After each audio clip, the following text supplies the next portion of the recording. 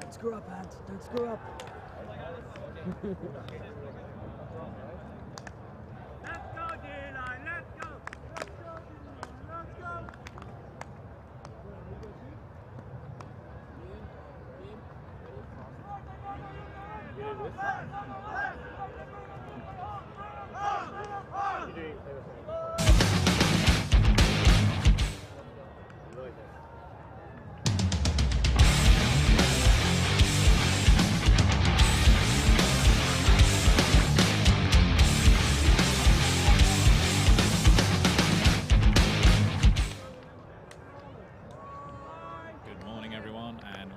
To a slightly rainy and damp St Albans. This is myself, Tom Stiles, and with me is Liam Grant. We're going to be covering this first open game on the show pitch this morning. It's the Netherlands versus Denmark. We're covering it for Sky. How are you doing this morning, Liam? I'm enjoying the typically British weather today, Tom. Nice soggy commentators we'll have here today.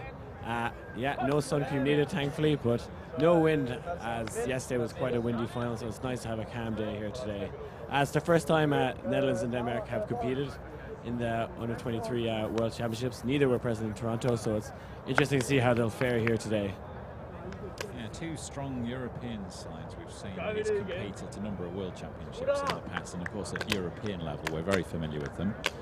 But the first time they've played out here, and in a very the empty stands are a bit haunting this morning with the flags fluttering.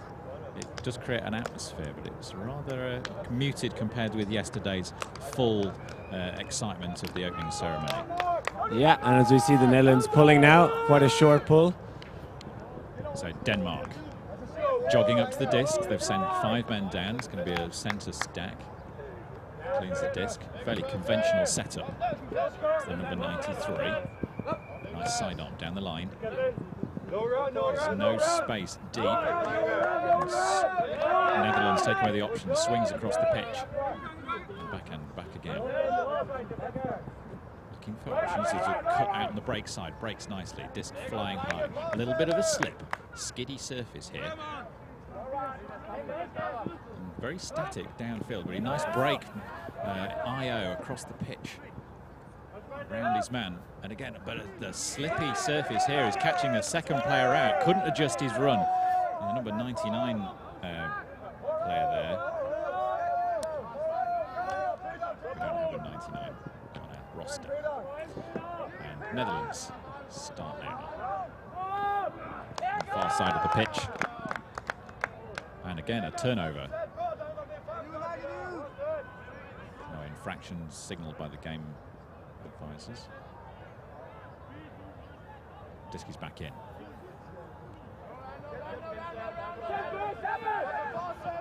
A lot of pressure from this Denmark defence, and Netherlands having to go across full width of the pitch across 4 players and back to the centre now. Not making very much forward progress. And a block by number 18 for Denmark there. Tobias Ilsor Jensen gets the block. Turnover for Denmark. They advance. Dives to the floor, gets it. Fantastic stuff from Fordell. He sends the disc into the end zone, but it goes down. Yeah, nice layouts here, Liam. Yeah, great start to the game. Lots of pressure there from the Denmark defense, but the Netherlands have it back now and they're advancing it up the field. Oh, disc goes over the top of the players.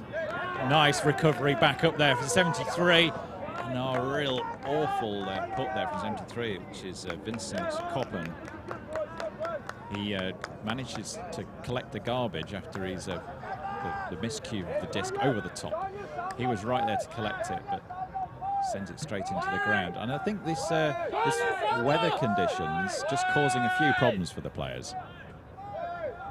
Yeah, Captain Peter Fodl picking up the disc now. We're going to see him probably running the show for the Denmark offense all day. A very experienced player. He's going to be playing with the senior team as well when they host the European Ultimate Championships in Copenhagen. Yeah, run the offense there as they advance up the field. Nice one. So number 3 puts it down to 99, Niklas. Oh, so that must be Niklas Commons, maybe. And he sends it down over the top. It's going to be run down and caught beautifully in the end zone for the first point of the game. Peter Fordal. Yeah, the captain there showing his talent, getting the first goal, and the Denmark team flood the end zone there. They're excited. They're pumped for this game.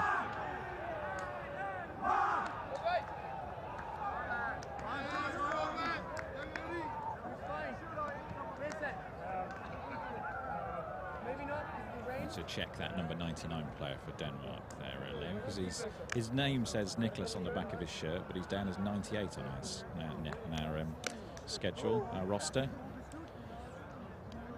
So it's been a bit of a chilly start here this morning. The weather is not that warm. There's drizzle falling, but it's not enough to really soak you through. Liam doesn't even have his hood up. But the flags on top of the stands are so whistling away, and yesterday was a strange game in this opening in this arena, because the wind seemed to be bothering the players on the pitch a lot more than it was bothering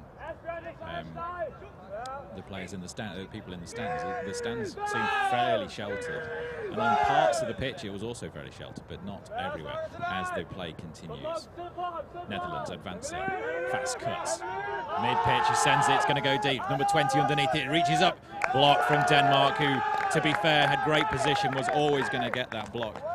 Anders Ruge there, reading that one nicely. Did that seem a little bit of a desperate put to you, that early on, Liam? Yeah, a bit of nerves there maybe from the Netherlands team at the start of the game, and they're back on defense now. It's a big cover. Netherlands trying to stop the big Danes making any progress. But it's the deep options going now. We can't hit any of them. Good defense from Netherlands. Sidearm to the centre. Again, looking for those deep shots. The cuts are going, but nothing coming out. Now they're making progress to the sideline, right on the edge of the pitch. Big blocks. A step out as he collects that. Still the Danes making steady progress. They're within 15 yards of the edge of the end zone line.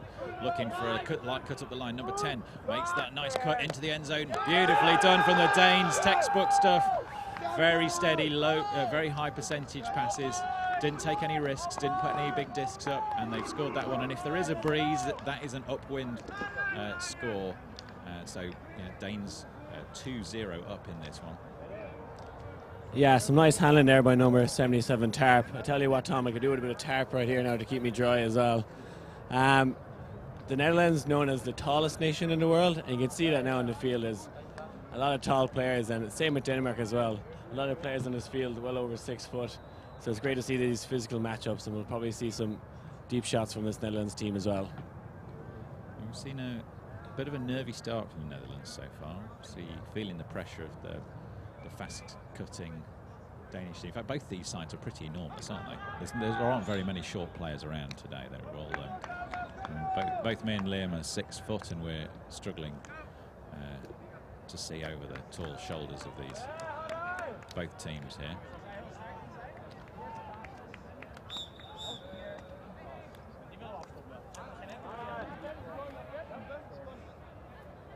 Denmark with the disc.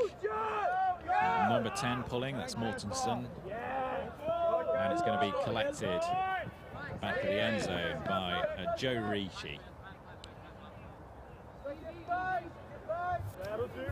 Joe hailing really from Rochester in the United States, and he looks like he's going to have a commanding presence on this Netherlands O-line. He seems to be telling the Netherlands team to calm down a bit now as he's running up to the brick mark.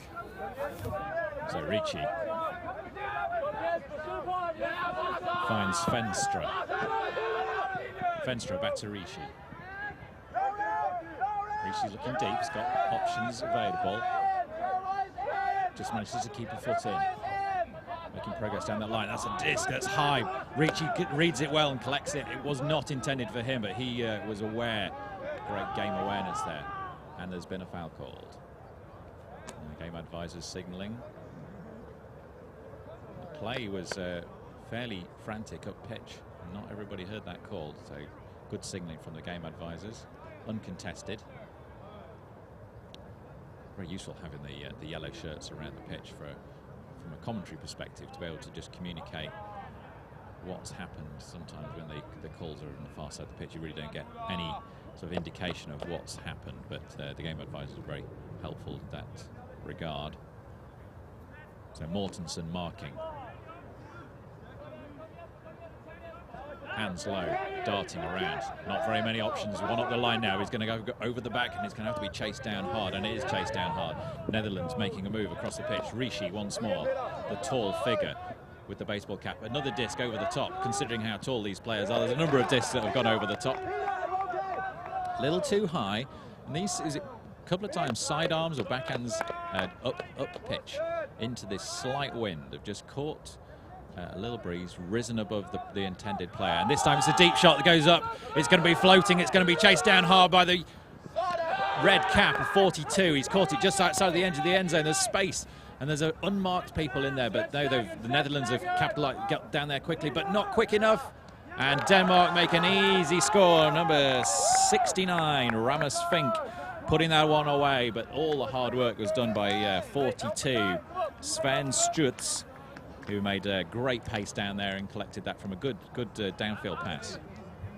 Yeah, beautiful hook there from Peter Fodl with the money shot. Just leaving his receiver a little short end zone, but it was a beautifully put disc.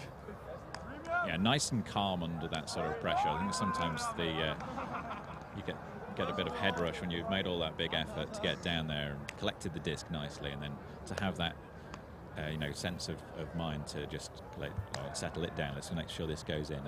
And the cutters from Denmark giving them plenty of options, and then he hit one before too long. Yeah, so 3-0 to Denmark now, Tom. If I was the Netherlands team, I might be considering taking a timeout here and just settle the nerves. Doesn't really look like there's too much difference in talent, but the Denmark team just seem to settle in this game a lot easier than the Dutch. We'll see what the Dutch could do in this offensive point. I get the sense that the Danes haven't reached too deeply into the reserves yet either, so both teams got a lot to play for at the moment. Netherlands with a mistake straight from the first disc. Was it a handling error? No, it was just a straight bad disc. So Denmark with a huge opportunity here to take the game to 4-0 this early on. And they do it straight away. Netherlands yet to score. Denmark up 4-0. And this is turning into a little bit of a one-sided affair. Yeah, that was a delightful break there by number 10, Mortensen. Denmark just cruising at this stage. Yeah, they'll be very happy out at how they're playing. I'm sure they've been training lots for Copenhagen as well. I know a few of the players here will be playing next week at the European Ultimate Championship. So a lot happening in Danish Ultimate right now, and they're showing the work they've put in. Well, this might be some very short coverage if it carries on like this, Liam. We've got 4-0 within the first 10 minutes of our coverage. So if you have just joined us, welcome along. Good morning to everyone. You're listening to Tom Stiles and Liam Grant on the sideline of Denmark versus Netherlands in the Open Division. It's the opening game for both of these teams at Under-23 World Championships. It's the WFDF World Under-23s Ultimate Championships. Got to get the title right. And you're watching this coverage courtesy of Sky.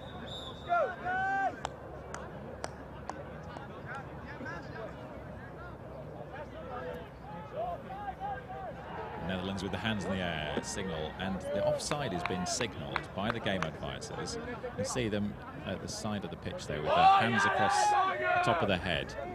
But the receiving team, Netherlands, choosing not to call that, even though they've been advised that it's happened. And the disc has gone to ground again.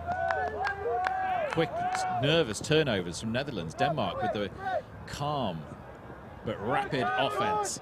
And it's immediately scored again, 5-0. Peter Gong with the quick score there.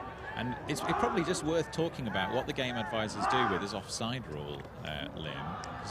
Have you seen them making the signal above their head? Yeah, so they raise to cross the arms above the head, the signal to the receiving team that, or whichever team that the other team was offside. And it's up to the players themselves then to call it. So Netherlands choose there not to call offsides. I don't know if they were aware, but that pull landed right in the corner of the end zone. I would have been calling offside if it was me on the field.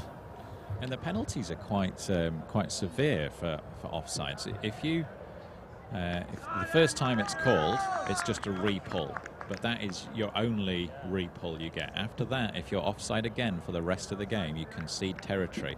And that's the same for whether it's the if the offensive team which go offside or the defensive team which go offside. There's penalties for both. Yeah, it's quite unusual, and it's kind of a bit of a contrast to the rules of Ultimate. It's always seen if you infringe that you don't get penalised for it. It's seen as just a mistake. But this is the only rule where if you break it, you actually get penalised. So something that came up in the WU23 conference, people debating that shouldn't be part of the rules, that if a team is offside, that it should just be re-pulled again. There should never be an infringement.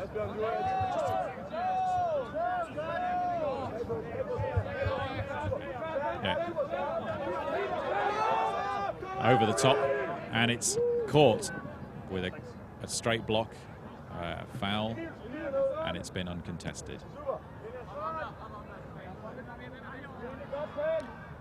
But again, a nervous first pass from the Netherlands. They shoot one back across. They're deep in their own half here. Now making progress. De Jong. But the Denmark zone squashing out the space. He's going to have to send something over the top. A nice crash there from 13. He comes into the pitch. Moving the disc and a hammer across the top. Swing to the far side. Keeping this zone moving. And a block from the outreach hands of number 5, Fink. Beautiful, making his move. Saw that disc going across, blocked it, high hand. Great defense. Denmark with the disc again, looking to move it out to 6-0. Pick has been called. Yeah, you can see the WU23 hand signals being used there. Looks like you're flexing your muscles when you're calling the pick call. It's a favourite of many Irish teams. Try and flex as much as you can when you're doing that pick call. Which way's the beach? Denmark with a big put up. It's going to be chased down hard. There's no pressure from Netherlands. They've not managed to get there. He's about 5 yards short. It spends it into the end zone. It's a bit of a wishy-washy one, but still, it's plenty good enough for number 6, Christiansen, to come down with that. And a score as they move out to a 6-0. This is turning into a little bit of a rout. Yeah, a little bit of butter on that backhand there to the end zone. Maybe had a little too much Danish pastries this morning, but it still worked out for the Danish boys in the end. Yeah, we've got some great play from the Danes, but I think the story of this game is how nervous the Netherlands are playing. Really not living up to the expectations we had of this team at the start of this game. Yeah, really surprised the Netherlands team haven't called the timeout yet as well. To go, I think it's 7-0 down, 6-0 down at the moment, and haven't called the timeout to try and settle the ship is a bit unusual. If I was the coaches there, I would have called one usually 3 or 4 down. Yeah, I remember the famous article which is always quoted in the UK Ultimate scenes about the 3-point rule. If you concede 3 points in a row, regardless of the situation, you call a timeout and you try and stop that momentum building. But right now, Denmark, with all of the momentum, they send a big disc flying high through the sky. It comes down with Ricci again. Anyway, we don't have a 21 on our roster. To Mass. Mass trying to find Ricci, and a double bobble. He tried to. Ricci got a hand to it, but it wasn't a good enough pass to him to collect. That bobble flew back towards Mass, but he couldn't catch it either. And Denmark with a chance to take this out to 7-0. Mortensen, we've seen Mortensen involved with almost every handling line, and he comes, takes the disc across to 3. Fink. The disc from Fink is loose and low, and a foul has been called as he released that disc. Foul from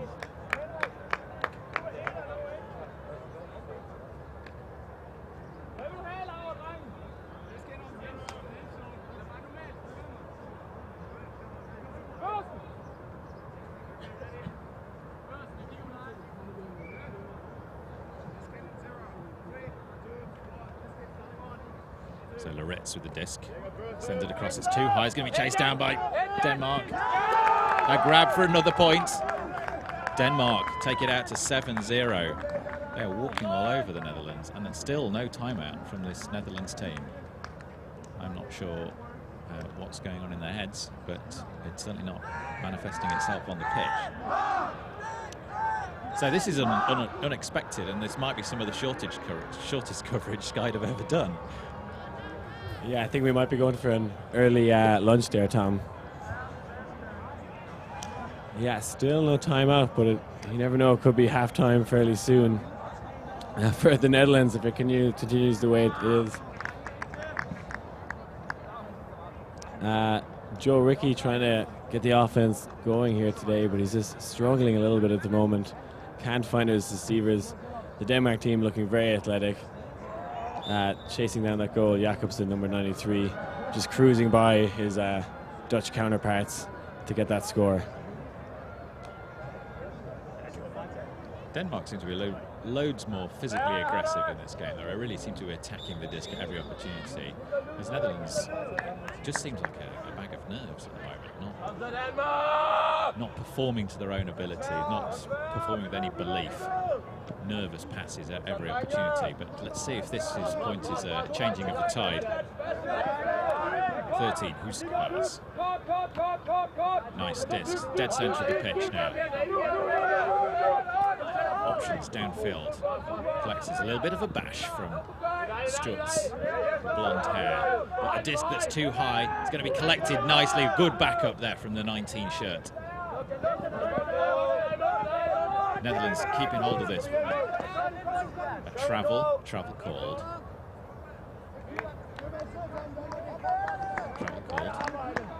Number 42. Was Mensink, just moving his feet a little bit there. Netherlands looking a little bit more composed on this point, but the disc to the end zone was too far, too close to the defender, and that is a turnover. And Denmark once more from their own end zone line to Stutz. Number 2 is Fordal. Sends it deep. It's going to be way too deep, though. That's the wind catching again. So we've seen a few discs that have gone up that way that have caught in the wind. That one absolutely flew dead straight. The wind has completely died for just a second, making it quite difficult for the players out there. And finally, the Netherlands call a timeout. I think the best play of the game so far for the Netherlands there, calling that timeout. The guys need to settle some nerves there. They can see by the way the guys are playing, they have the skill and talent to get some points on the board, but just need to settle some nerves.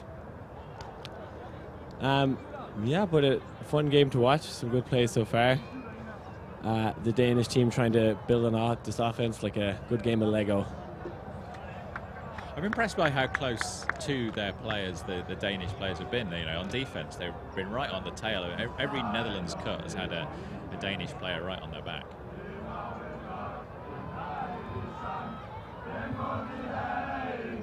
You'll see at this Under-23 World Championships, a lot of countries that'll do well are the ones with a good college system. So I think the Netherlands at the moment, not known for their particularly strong universities, and maybe that's the difference. Maybe, I'm not sure about Denmark either, but maybe that's the difference. They have a better college system. I know for Ireland, US, and UK, that's where a lot of the best players stem from. And if you have a competitive college scene, it would really show in this Under-23 World Championships. The University Ultimate Championships in the UK has been a very, very hotly contested championships, and the same in Ireland. And the USA college scene, we've seen some of the coverage from over there. I've been blown away by the quality of the play in the US. But yeah, not have the opportunity to watch any college ultimate from either of these two countries.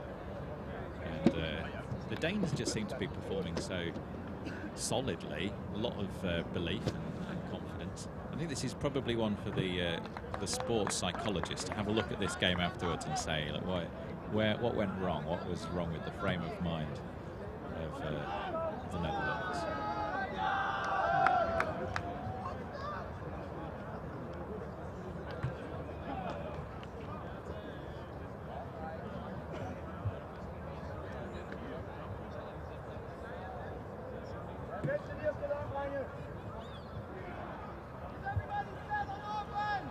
Yeah, the offense is now set by the Netherlands team. The Danish team just getting a chance to look and see what's going to be happening before they choose their marks.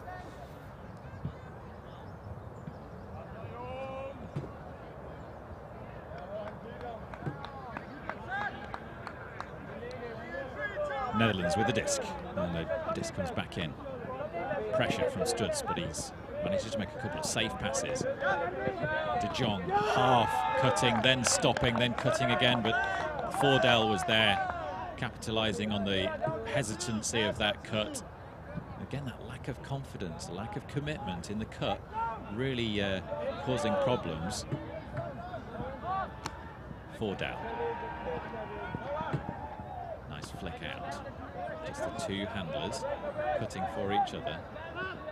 And a mistake there from Stutz. The disc rose too high too quickly for Fordell. He tried to get a hand to it, but it bobbled out and he's gone to the floor.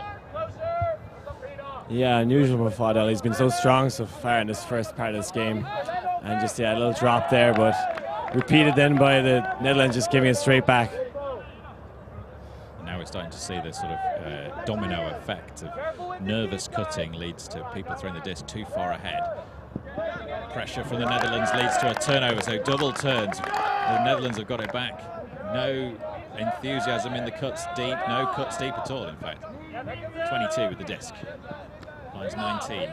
Netherlands are finally advancing smoothly. They've got a disc shot into the end zone, but it's like an arrow downfield, too fast, too low. No hang, no opportunity to score at all. Yeah, number 42 got some cannons and he just let that one roar, fly into the back of the end zone.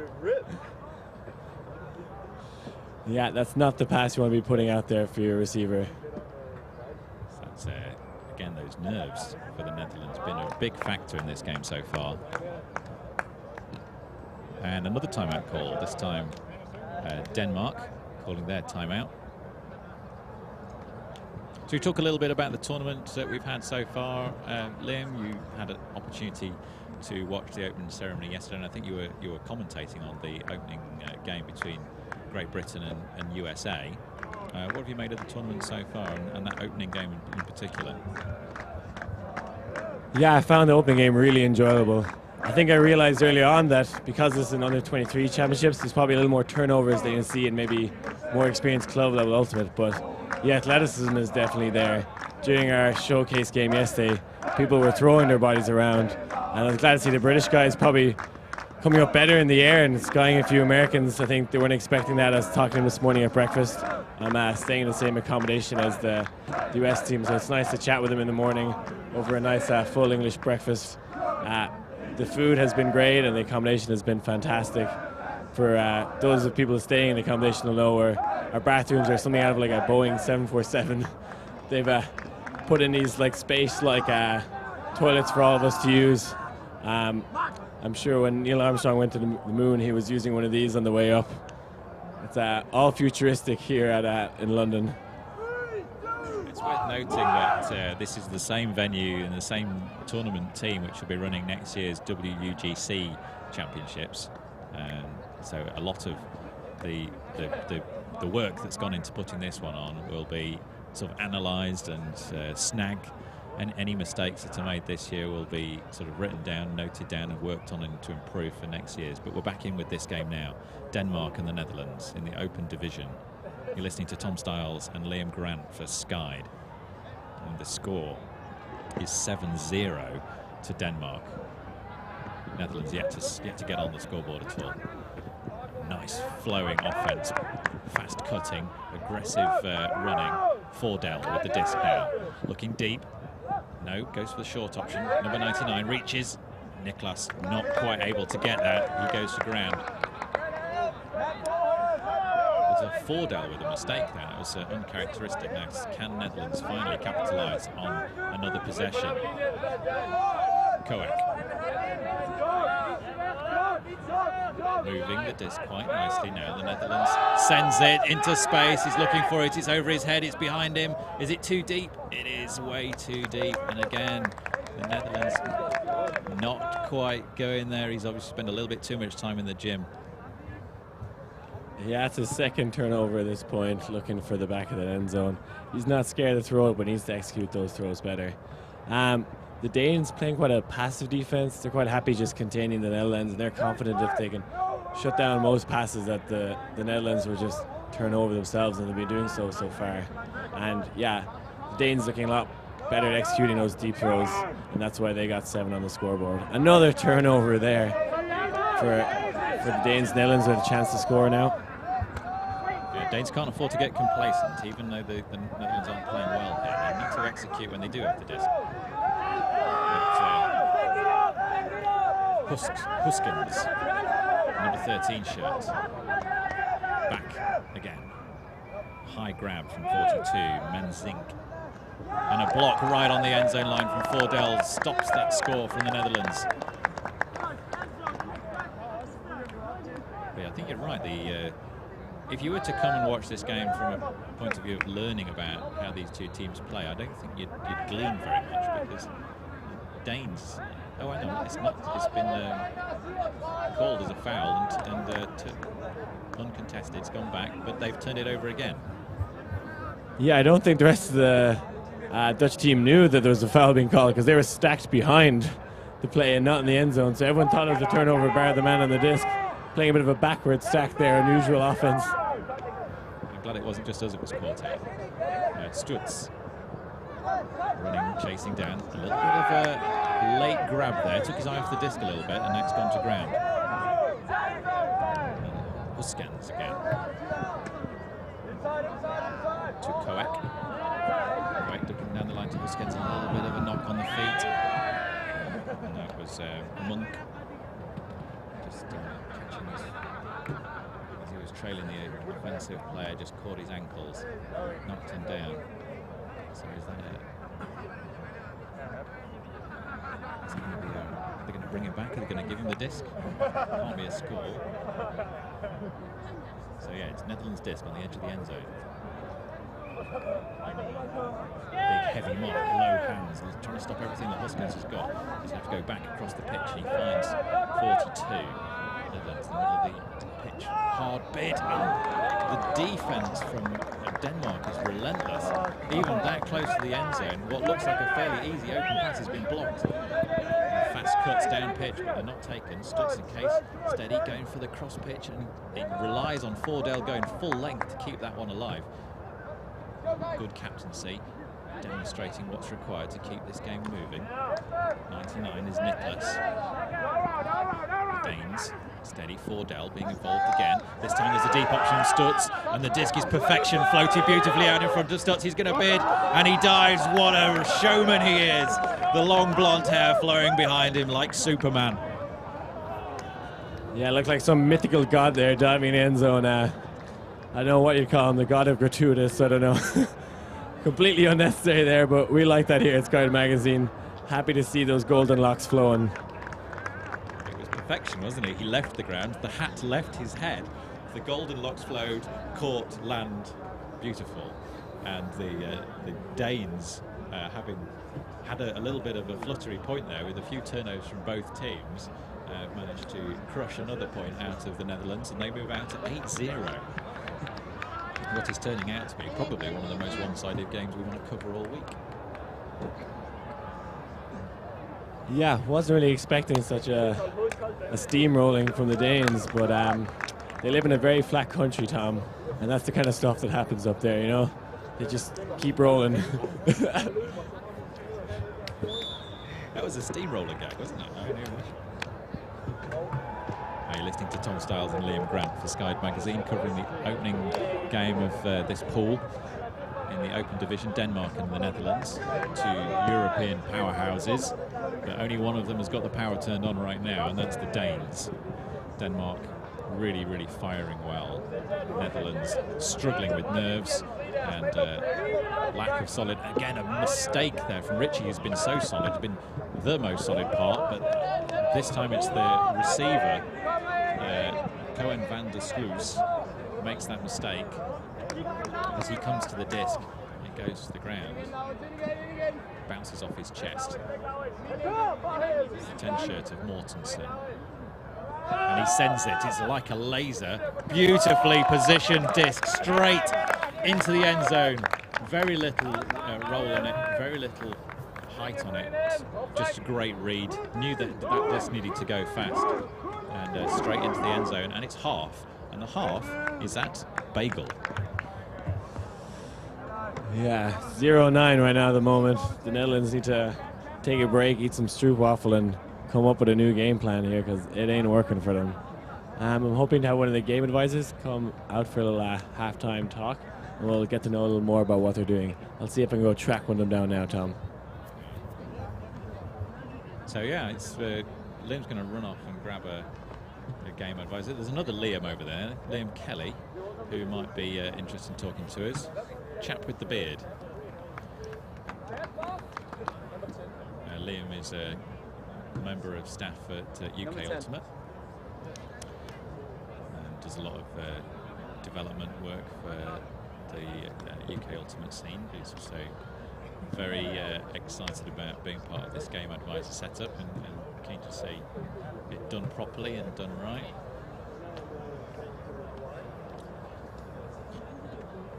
So we've got Liam Kelly joining us, who's one of our game advisors for this opening game.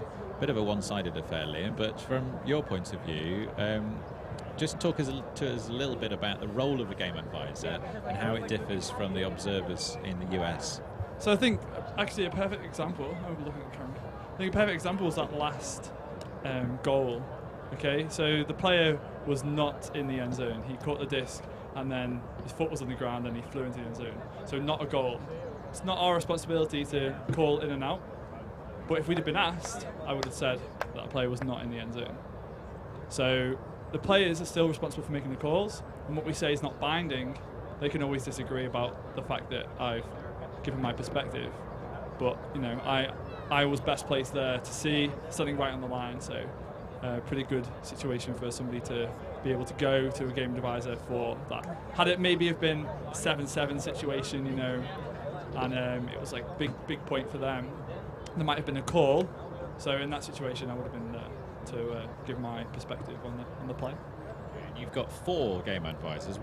How do they position themselves around the pitch, and what's each of their roles? So we work in quadrants. We're responsible for a quarter of the field. One of the game advisors is responsible for keeping the score, things like timeouts and how many penalties have been given to the teams. And one of them is responsible for timing, so that's the 45 seconds, and then the offense needs to be ready by 60 seconds, and the defense has to pull by 1 minute 15.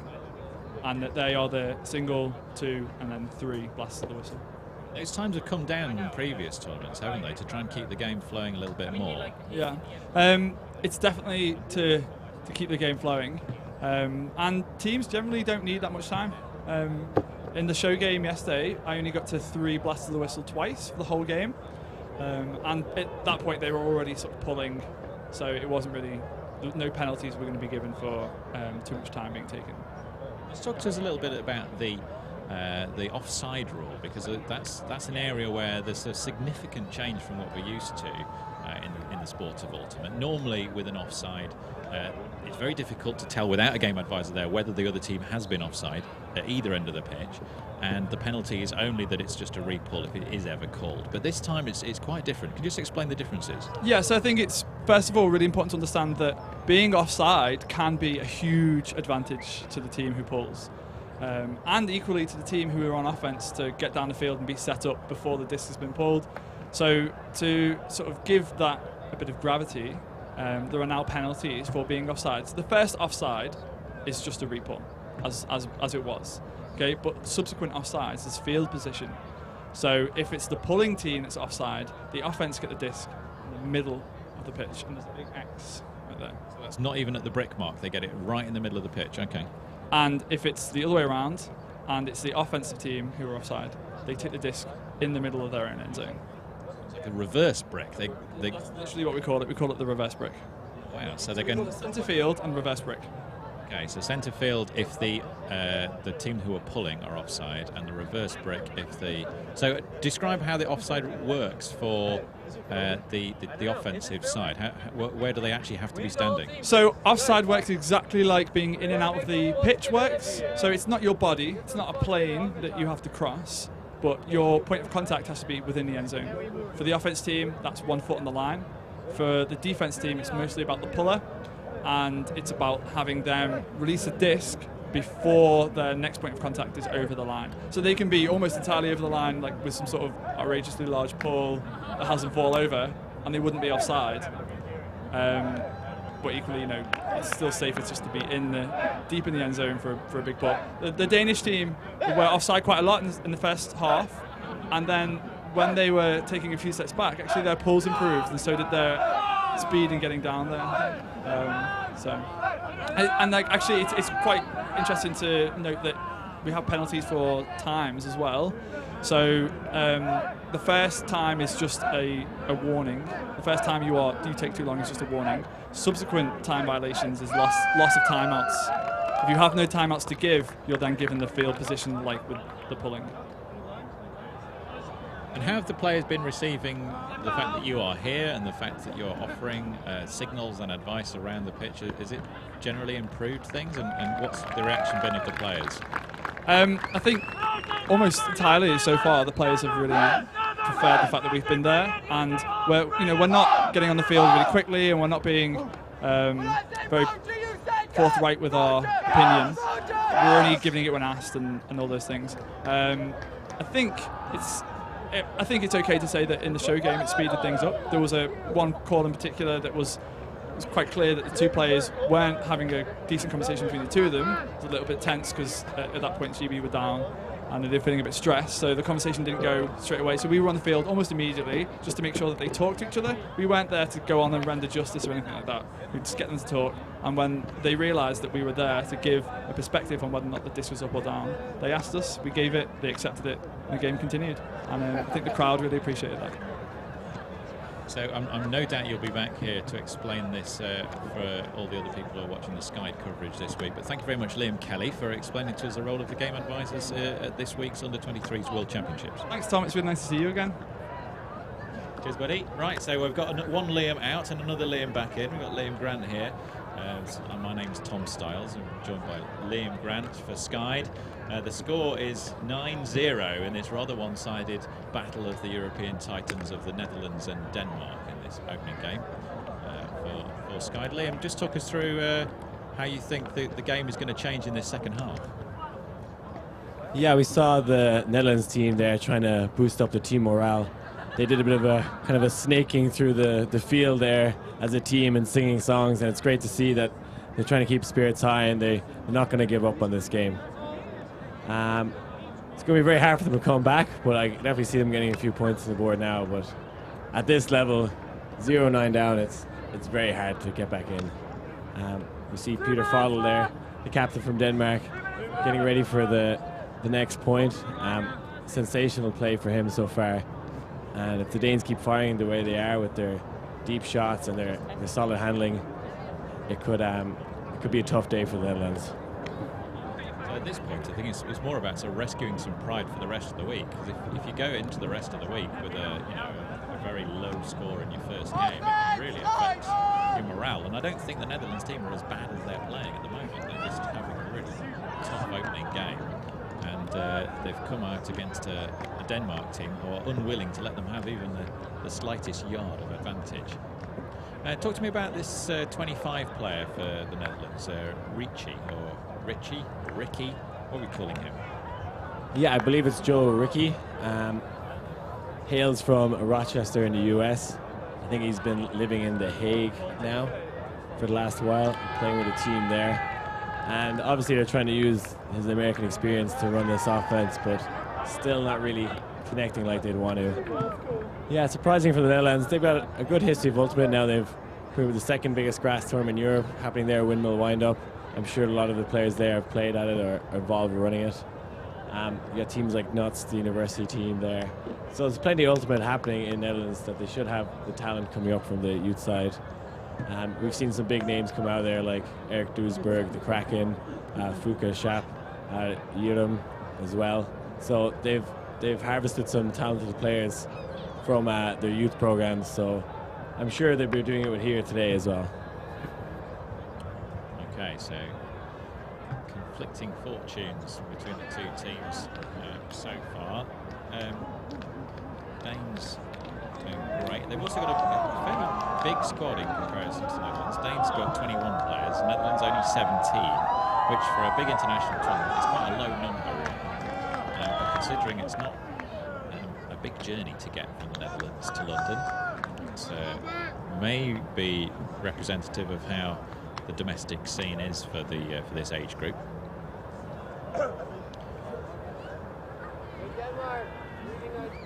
The weather this morning is a little bit overcast, and it was drizzly earlier, and the pitch surface is greasy and damp, but holding up well despite the pounding it's getting from these the Netherlands and Dutch football boots and cleats. There's a small crowd gathered in the stands opposite. And we get the second half underway with the Danes sending that disc up, and it's caught the wind, and it's going to hang, and it's going to drift back towards centre pitch if it doesn't. Yeah, dead centre of the pitch, and not even made the brick mark, so not a great pull. Netherlands with a big advantage here. Pivoting left and right, Jacobs finds Ricci, made great cut from Ricky, Joe Ricky there. The 25 shirt, fakes left and right. It's got downfield options, almost cut out when two Netherlands players crashed into each other. Look at that defense, the closing speed of number 10, Mortensen, unwilling to leave that disc hang in the sky too long, and he made some incredible speed to get that disc out of the sky. Yeah, the Danes look terrifyingly fast out in the field right now. Number 10 Mortensen pushing off his man to cut across that little upline jam the Netherlands try to pull off. Maybe not a great option. It's a very hard disc for the player to read as well, just going over his head. The opportunity was there, but great if the Danes are going to read the disc and read the game that well. Mortensen in particular has been running this O-line for a lot of the game, but Netherlands have got the disc again. Ricky. Disc to the middle of the pitch. Back to Ricky again. Not a good disc either, but he gets a hand out to it. Snares that. And it's a sluice. And a grab. Finally, the Netherlands get onto the scoreboard. The assist by Jacobs. The score by Joe Ricky. Hailing from Rochester and getting this Netherlands team onto the scoreboard. 9-1 is the score. The Danes, despite all their efforts on defence, are conceding the first point of the game. I think they're a little bit disappointed that they let that one go, aren't they? Yeah, the Danes aren't giving up there, and we saw by that last defensive play they had. They're working hard, and they're going to continue to work hard this whole game. You can see they're very motivated, and they got a big roster of players who want to get that big play in front of the camera as well, I'm sure. Yeah, quite right. So if you are joining us from Denmark or from the Netherlands and you want to say hello, Skied Magazine is on Twitter, so @Skied Magazine. Mention the hashtag which we're using for this week's coverage, which is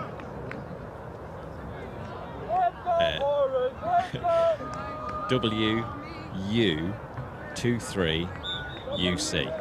So that's World Under 23 Ultimate Championships. WU23UC. Remembered it. Yeah, that hashtag rolls off the tongue there nicely there, Tom, doesn't it? A nice, easy one to remember. If you're a fan of acronyms, you'll really enjoy that one, I'm sure. WU23UC. Nicholas with the disc for the Danes. A nice short pass to Laurence. 93 is Jacobson.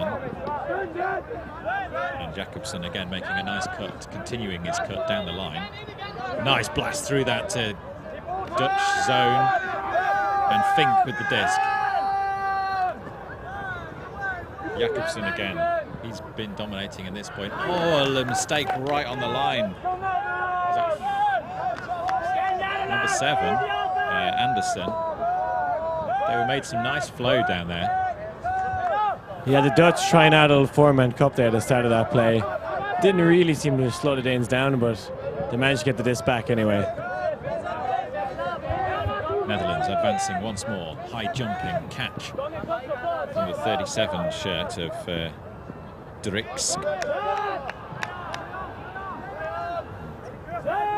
So signal from the game advisors, but the play on shout comes up. And an emphatic D from Nicholas. That disc hanging way too far in front of him. Read the play well. Got over there. And this relentless Danish offense and defense. In fact, the whole side is playing extremely well. And this time they make sure of that one. Straight into the corner. Jacobson with the score. And it is 10-1 to Denmark. D-A-N Mark. We've seen some solid cutting by number 37 from Jasper Derricks for the Dutch team, and I think some of his fellow players need to follow that up. He's just making some solid deep cuts and coming in under and getting some gains, but doesn't really have much to show for his hard work. I think that fundamentally the team just are not playing at their best at the moment, are they?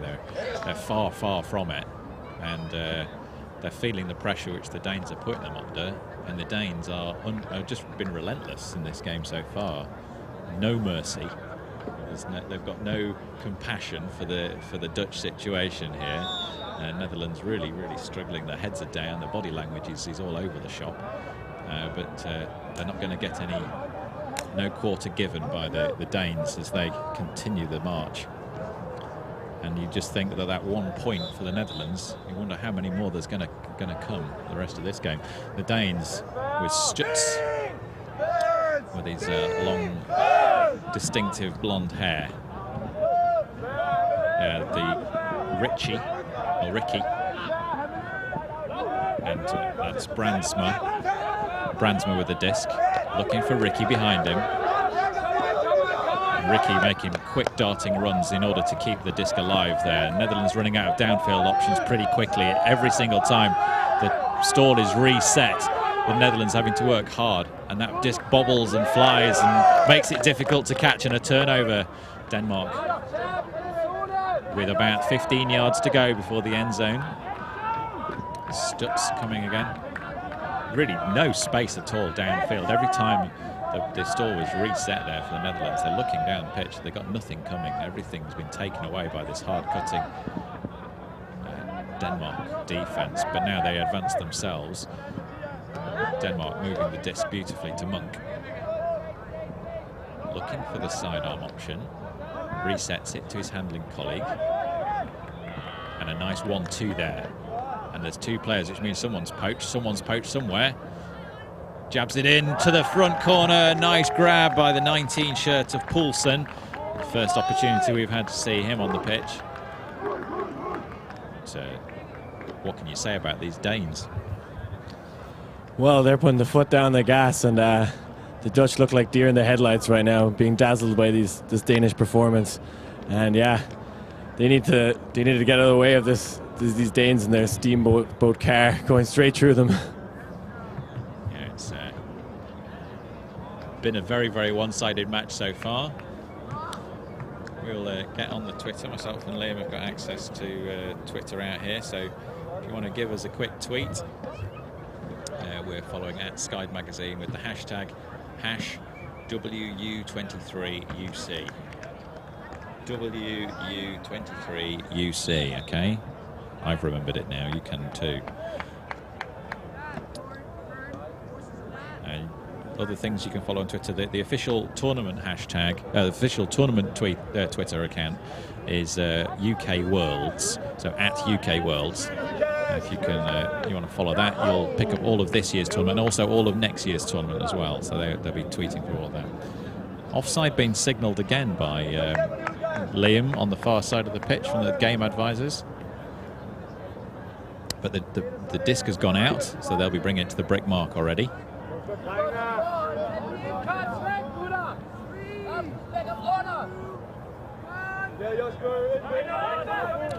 Disc is in.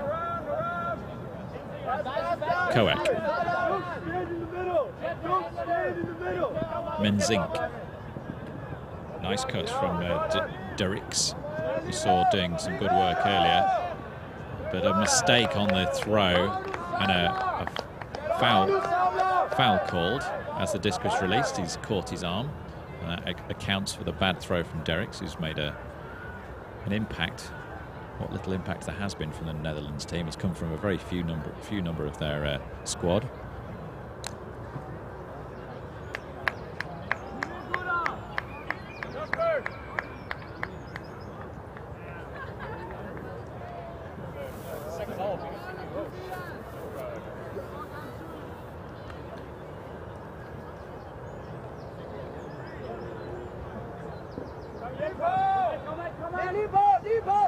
Netherlands, Derricks over the top, nice disc to John. He sends it into the end zone. There's going to be pressure underneath this if it's not out of the pitch already, and it is well out of the pitch already. Mistakes coming thick and fast from the Netherlands team.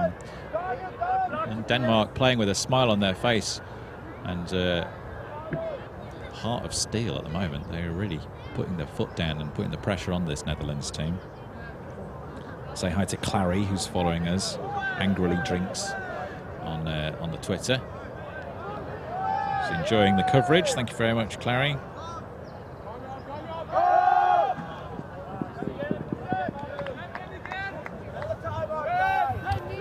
Yeah, two poor throws in a row there, both coming from the Danes and the Dutch. This game getting a little scrappy now, as the Dutch may be losing focus as they see this one slipping away. Quick pressure, foot block from the big Danish number 57, who's Peter Gong. Disc is in his hand. Magnussen flies over the top of Gong and lands safely in the hands of Anderson, who read that well. Great low grab there from the number 5 shirt of Fink. Needed to keep that one alive. The Netherlands defense has stepped up a little bit, just taking away some of the options, but the deep shot goes again, and it's a block from number 42, Menzink, the Netherlands. And a timeout called. Yeah, big discussions on the sideline now, Thomas. Who has the best hair on the field? You got number 3, Chris Jacobs of the Dutch team, sporting some blonde dreadlocks, shaved to the side and tied up, hat as well. It's a stylish man there. And we also have one of our favourite Stutz, the blonde god, who's been flying around the field. We'll see who the fans think is the best. I'm a big fan of Stutz' hairdo. But also I don't think we should go without mentioning number 69, which is Venstre for Denmark, who's got a sort of a tied top knot. And for Denmark, oh no, sorry, for, who is it I'm looking at here? Is it Nicholas? He's got a tied up top knot, and Fink as well. He's got something going on at the top. But I think, yeah, for my money, it's Stutz has got the best hair. That's what we're here, Tom, to debate here. I'm still going with Chris Jacobs. I think it's the best effort put in so far we've seen in the tournament. You know, it's a lot of hard work, those dreadlocks shaved. Hat as well. Commitment to the fashion. Yeah, seeing a lot of top buns around recently. Made famous in Ireland by the UFC fighter Conor McGregor. Very much a fashionable thing now to have the beard and top bun. So yeah, Danes, not just great players, but great stylists as well. They're right on trend there, aren't they? And let's say hello to Cliff Lunt, who's watching from Japan. Looking forward to the Japan-USA game later. if you are watching us, wherever you are, do drop us a tweet. We're following hashtag WU23UC. So that's World Under-23's Ultimate Championships. WU23UC. I mentioned the fact that you're watching the streaming and that sort of thing, so that we know we can tweet out, say hi to us. My name's Tom Stiles, and I'm joined by Liam Grant. We're covering this opening game for Skyd magazine. The opening game on the first day. Well, it's not the opening game for everybody, because we did have the big opening game yesterday, but this is the opening game for these two teams. The Netherlands with the disc on their own end zone line. Evans low, disc goes up, and the mistake, just a simple grab, not able to take it down. The disc is bobbling a tiny bit in this wind, but even so, that was a two-handed finger grab. Really, the pancake was the option there. Yeah, you need to catch those on. Maybe too much through waffle this morning as well. Danes put it in, and they take the score out to an impressive and commanding 12-1.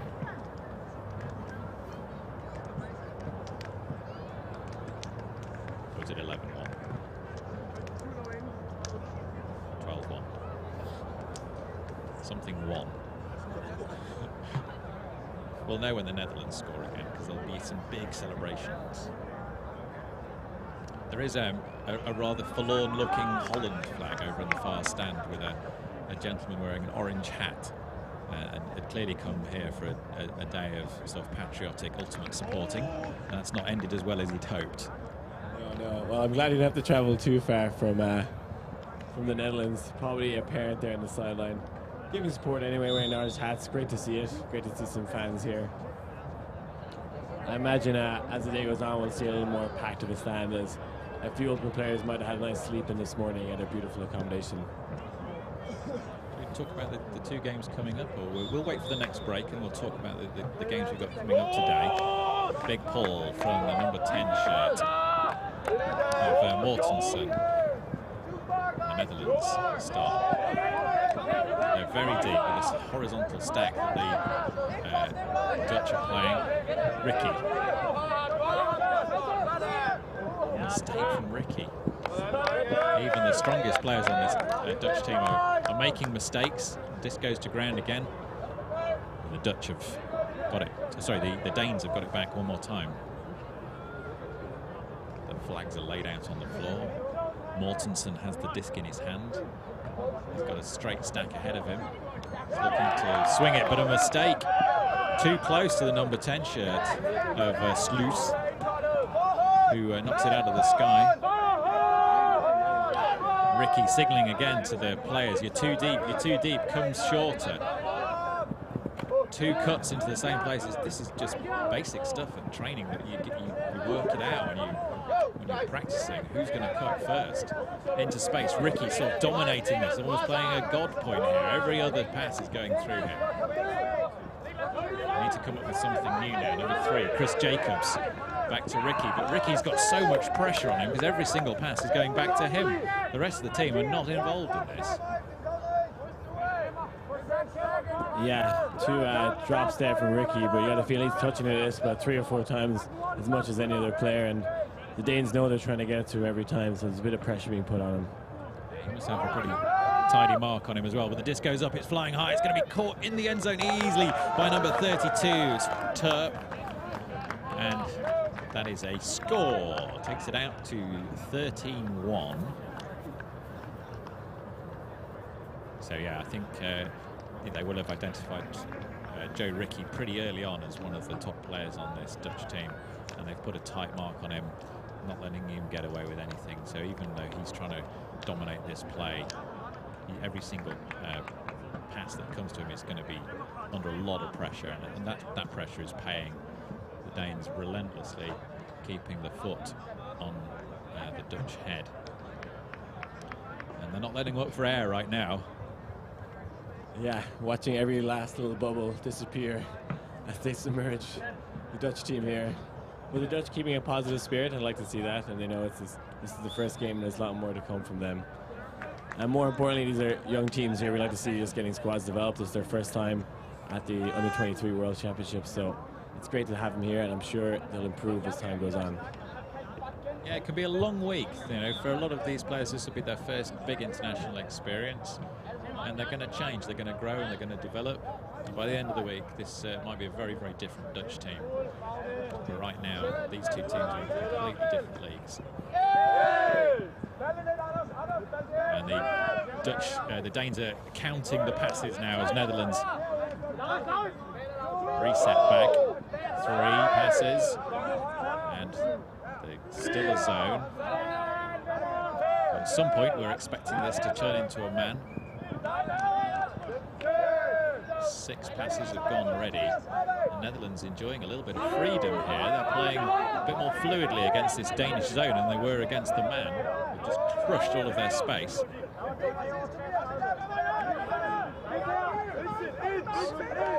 Darting around, waving his hands furiously, the Danish defender trying to block any pass forward, but they're moving nicely.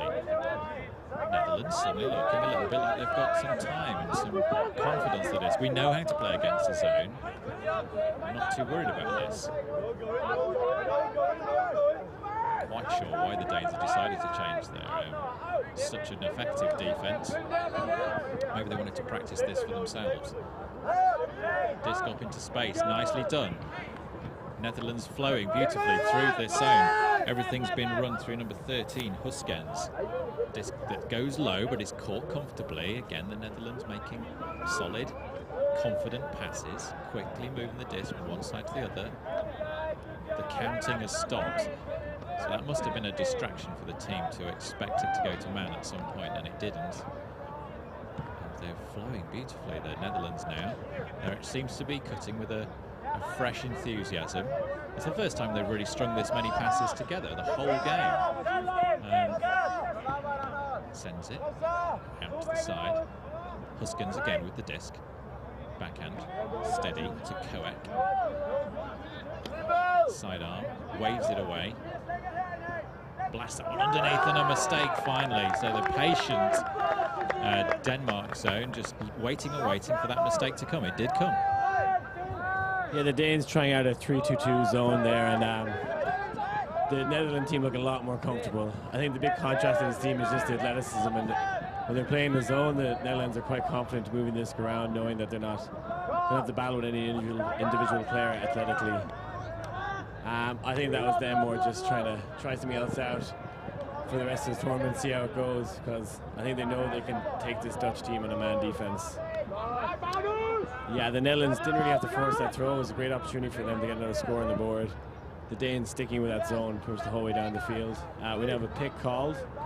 Tom Stiles flexing his muscles on the sideline here, echoing the hand signals. Well, it'd be a shame if this did turn into just a training game for the Danes, but so far they're still keeping the pressure up and wanting to make sure they finish this job off nicely. They are ahead 13-1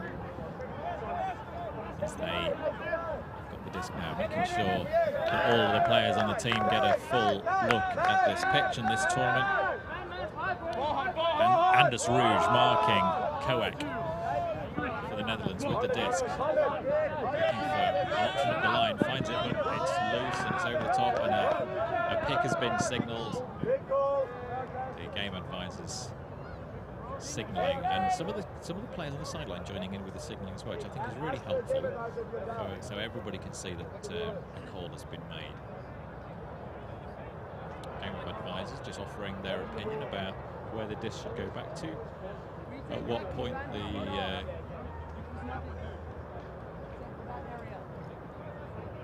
return the disc to where it was when the pick was called. Some strong voices being given from some of the Dutch team. In the Netherlands, Koek remains on the mark. Number 34, so Anders Rouge with the disc for Denmark. The flags are a little bit more out straight now. The wind is picking up a little bit, even down at pitch level. Denmark advancing now quickly. Number 69, Fink to 11. Magnussen to 4 down. Magnussen again. Odell's going to go. Just nice footwork he's got there. He can change pace really beautifully. And number 3, Rouge. Good work from the Danes, making this look nice. Keep his. Oh, he's gone for a greatest. It's going to float. He didn't bid. He didn't bid. That was almost the opportunity for the world's greatest you've ever seen. That could have been amazing. Why didn't he run it? Yeah, being a bit casual there, going, you know, we're 13-1 up. No need to get worried here. I'll just let that one drift into the back of the end zone. Didn't seem to want that greatest. Not a glory player. Not a glory player. Well, I think it was a fantastic work to take off from inside the end zone, get the disc, throw it back into enough space with enough float on it for his teammate. But he's obviously pretty tired after being the chase guy in this zone for the last point. Rouge covering the number 6 here. He's been doing a lot of wheel work. Emil Christiansen is the one that didn't chase down quite as thoroughly as he could have done.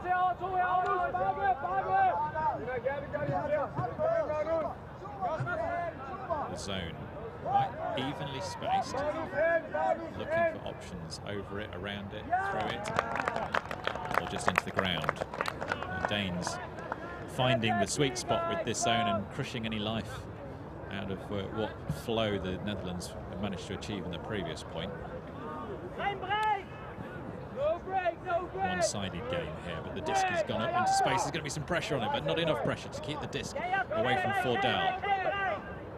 Confident, mature-looking player, making that break mark. Pass around into the end zone, beautifully scored by the Danes. They take it out to 14-1.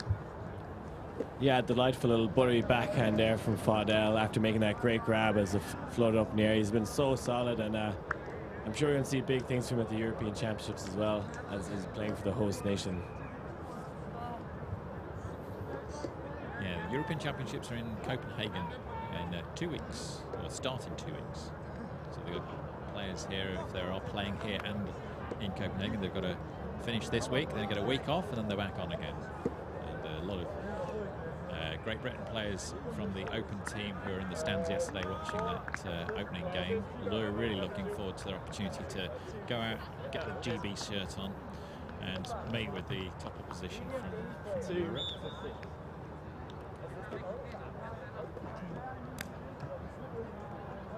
It's been a bit of a breezy morning so far. Some of the flags at the top of the stands are struggling. I think the Irish flags actually got caught in the trees there, Liam. It's a bit of a shame, isn't it? A very upsetting sight. I might have to go climb that tree, Tom, for my nation's pride. As we see Danes pulling into the wind and the Dutch taking it down now. Stylish number 3, Chris Jacobs with the wrist there. Netherlands under pressure. This is a slightly different zone that we've seen so far. Pressure building and a block with the hand reached around. No contest. And it's straight to the ground. Instant result from that slightly different zone. Looked like a sort of 2-3. We'll have a better look at it again next time if we can. Mortensen with the disc into space. High grab, what a take that was. Got it nice and early from Jacobson probably. And they move out to 15-1, 2 points left. We just wonder if the Netherlands can get an extra point on their scoreboard, so they have the pair. Yeah, hopefully the Netherlands get one more. Playing for pride now, really, at this stage. Another great play by Sverre Stutz with that hand block there. The whole Dutch team went silent and stood still as he waved his hammer of Thor to get that D. I think he might be playing with the Danish mixed team as well, the European Championships. I may have spotted him playing at Dublin's Golden Keg last weekend. I know a few of the players are playing senior as well. He's hard to miss, very distinctive. Although, if he was playing in the mixed team, you might struggle to know, if he was which gender, because that is, good-looking lad.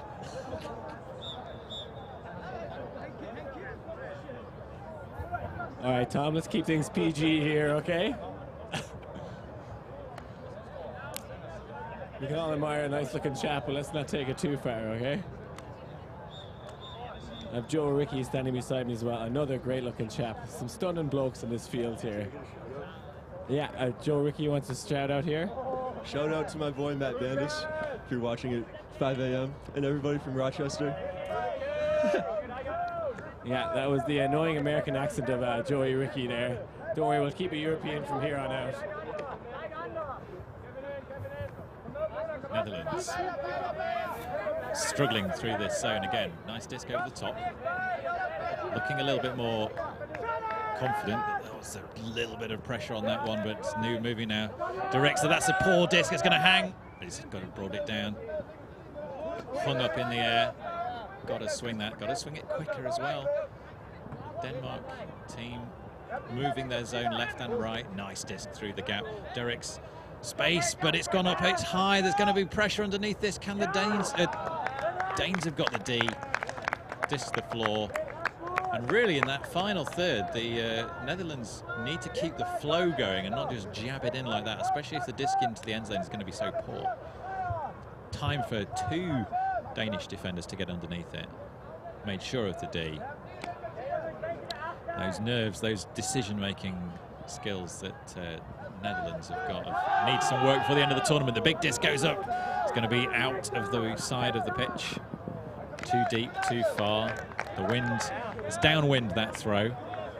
The wind is a bit of an odd thing. There's trees at the sort of the windward side, and the wind is rolling over the top of those trees. So depending on which part of the pitch you are, the conditions are changeable, and the stand is having an impact. Any crosswind that comes across there is having an impact as well. We're standing in what feels like a fairly sheltered part of the pitch, but if you look across the other side, you can see the flags are out straight, so it's definitely not a still day.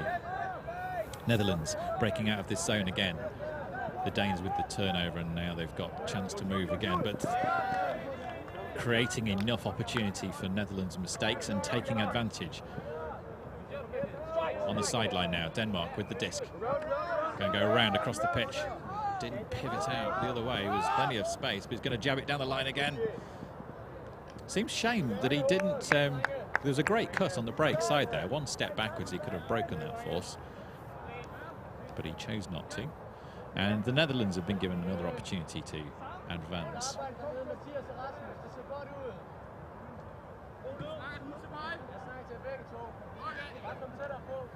Brings it to the line at the point where it left the pitch. Floats. Huskens brings it down. He's got a hand up in the air. He has sent it. That is a floaty disc, but he's taken it high. Beautifully done. He signalled. He kind of had a bit of a think about whether it wanted to throw that disc, and eventually did. And the Netherlands moving quite nicely. That was a poor choice. It was a poor choice right through the hand of the Denmark defence. If you're going to throw that disc across the pitch like that, you really have to be more careful. And the Danes have called a timeout just to have a bit of a talk about how their zone has been played.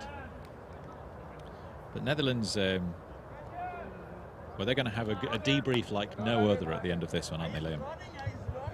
Yeah, it's been a struggle. Doing well actually against that zone on offense. Not so well in the final third, but they seem much more comfortable playing against that zone. Number 77, Nikolai Trazel-Tarp there, calling the timeout for the Danes.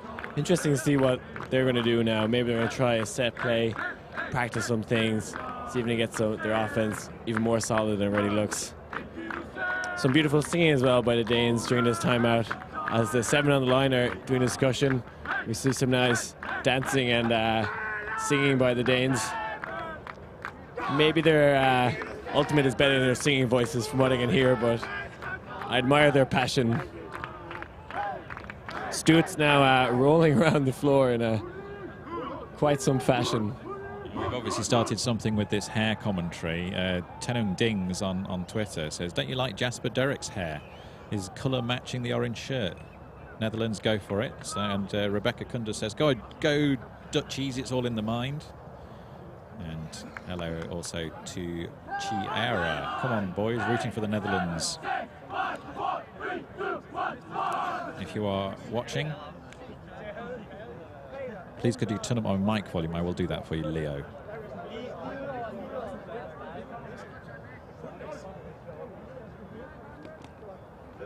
I will try and keep my voice up for you, Leo. Taking that all on board. So if you are on Twitter and you want to get in touch with us, at Sky Magazine or hashtag WU23UC, and we'll work on our technique, and we appreciate the feedback you're able to give us. Any comments you've got about the coverage we're offering. My name is Tom Stiles. I'm joined by Liam Grant. We've got a few other commentators who'll be picking up games throughout the week. Right now, Denmark sends a big disc up. It's going to be floating long. It's going to be near the back of the end zone, but it's caught just inside the back of the end zone, and Denmark go within a point of their victory. 16-1 is the score.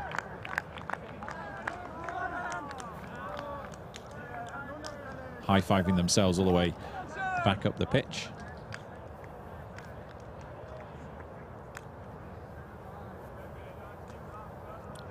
So we talk a little bit about the next games we've got on today. We've left the rosters inside the tent, haven't we? Yeah. Yeah, coming up next at 1:30 we have Italy versus Mexico. I'm sure it'll be a fiery game of passion. And then I'm sure at 3:30 we have the USA women taking on Japan, which will surely be an exciting game. Two countries known for their strong women's ultimate. Yeah, so I'm not sure which commentators will have Italy versus Mexico, but I'm sure it's going to be a really exciting one.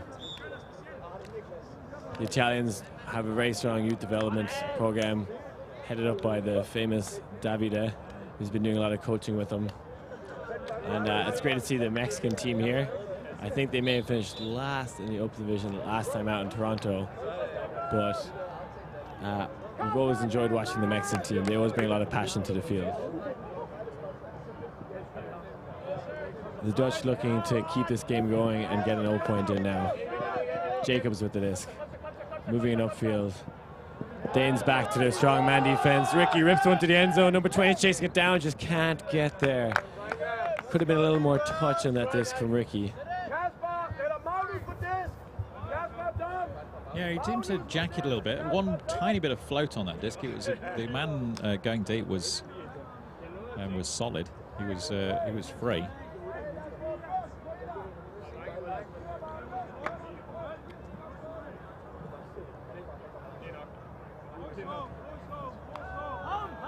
Number 11 shirt of Magnussen with the disc low to the ground. Disc down. Not disc down, disc up. Oh, disc down, yes, it's been turned over. Ricky on the edge of the end zone for the Netherlands, looking for the second score of the game. And they score it. That's 2 on the board after a poor disc choice, or poor disc execution from the Danes. Sees that disc go to the ground, and the Netherlands take advantage of that opportunity on the edge of the end zone. Yeah, Jacobs to Van der Sluis there with the score. I'm sure they're delighted with that one. Well deserved. They've had a few points now where they got pretty close to the end zone and deserved that score. And still some great spirit from the Netherlands on the sideline, laughing and joking with the Danish team. Looks like they're really having fun out there, and they should be. Yeah, it's a great atmosphere here at Under-23s. The opening ceremony yesterday was just a real party. Everyone was having a great time, and it's it's game time now. But that excitement and enthusiasm of playing a big international frisbee tournament hasn't changed. It's worth pointing out these teams are both in a pretty tough pool. So as well as each other, they have the USA, Great Britain, and Colombia in their pool. That's a heap of work for the week, isn't it?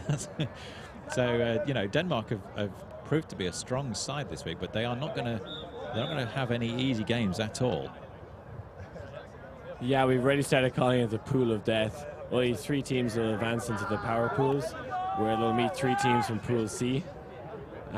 USA and Great Britain have already shown their skills, and Colombia as well have had some great junior teams in the past, so I'm sure they're developing as well, and will prove to be a very tough battle for the Danes. Let's see if Danes can advance this disc into the end zone and score the winning point.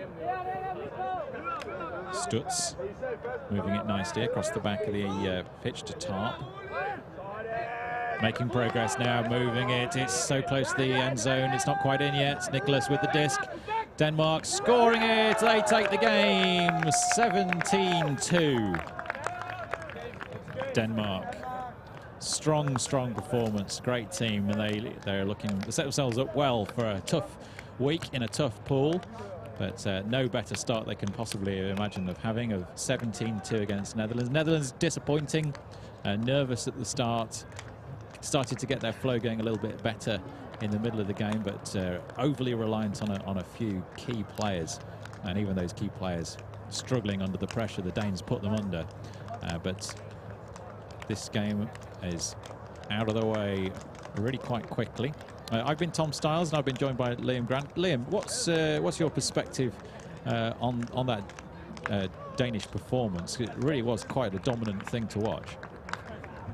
Yeah, superb performance by the Danes. What I was really impressed by was their athleticism. The Dutch were finding it really hard to get free all game. The Danes just shutting down their players and also helping each other out. Some good switching as well, able to get those poach blocks. Just a fantastic performance to the Danes, and I'm sure the Great Britain team and USA team are all taking notice now that this isn't three obvious teams going through. The Danes are going to push for that second spot in this group, and I'm looking forward to watching them play Colombia and Great Britain. Yeah, it's definitely USA, Great Britain and Colombia would be the favourite three teams to come out of that group, but the Danes have thrown themselves right into the mix with that performance. So coming up later on today, we've got Italy, Mexico. That's in the open division, isn't it? And after that, we've got USA versus Japan in the women's division. And we look forward to both of those games intensely, and we hope you joined us here on Sky Magazine. But we're going to keep the cameras rolling, but myself and Liam are going to take a short break now, and we'll be back at 11:30 local time for the next game, which will be Italy-Mexico in the open division. Until then, Tom Stiles, Liam Grant signing out for Sky Magazine. Thank you.